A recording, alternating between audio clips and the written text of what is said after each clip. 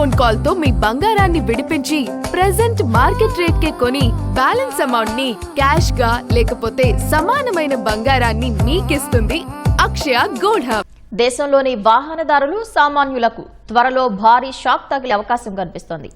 Litre ఇంధనంపై 25 నుంచి 28 రూపాయల వరకు ధరలు పెరిగే అవకాశం ఉందని మార్కెట్ విశ్లేషకులు అంచనా వేస్తున్నారు. 4 ఏళ్లుగా పెట్రోల్ డీజిల్ ధరలను స్థిరంగా ఉంచిన చమురు సంస్థలు ప్రస్తుతం తీవ్ర నష్టాలు మూటగట్టుకుంటున్నాయి. అంతర్జాతీయ విపణిలో చమురు ధరలు భగ్గుమంటున్న వేళ దేశీయంగా పెట్రోల్ డీజిల్ ధరల పెంపును తోసిపుచ్చలేమని కేంద్ర ప్రభుత్వ వర్గాలు తెలిపాయి.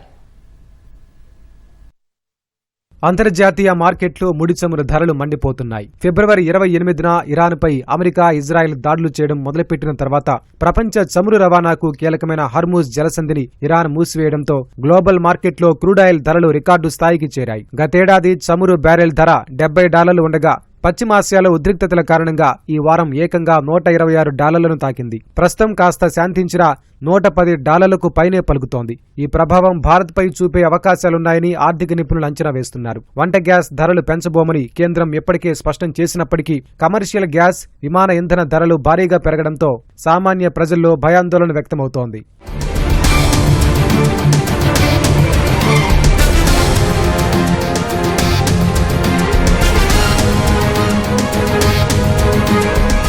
అంతర్జాతీయ విపణిలో చమురు ధరలు భగ్గుమంటున్న వేళ దేశీయంగా పెట్రోల్, డీజిల్ ధరల పెంపును తోసిపుచ్చలేమని కేంద్ర ప్రభుత్వ వర్గాలు తెలిపాయి. 2022 ఏప్రిల్ నుంచి దేశంలో రిటైల్ ఇంధన ధరల్లో ఎలాంటి మార్పు లేదు. చమురు ధరల పెరుగుదల వల్ల దేశీయ చమురు సంస్థలు లీటర్ పెట్రోల్పై సుమారు $20, డీజిల్పై ఏకంగా $100 మేర నష్టపోతున్నాయని చమురు మంత్రిత్వ శాఖ ఉన్నతాధికారి తెలిపారు. వాస్తవానికి పెరిగిన ఖర్చులకు అనుగుణంగా వాణిజ్య ఎల్పీజీ, ఇండస్ట్రియల్ డీజిల్, విమాన ఇంధన ధరలను చమురు సంస్థలు ఇప్పటికే పెంచాయి. కానీ సామాన్యులపై భారం పడే పెట్రోల్, డీజిల్, వంట గ్యాస్ ధరలను మాత్రం తాత్కాలికంగా పెంచలేదు. అయితే 4 రాష్ట్రాల అసెంబ్లీ ఎన్నికల పోలింగ్ ముగిసినందున త్వరలోనే లీటర్ ఇంధనంపై 25 నుంచి 28 రూపాయల వరకు ధరలు పెరిగే అవకాశం ఉందని మార్కెట్ విశ్లేషకులు అంచనా వేస్తున్నారు.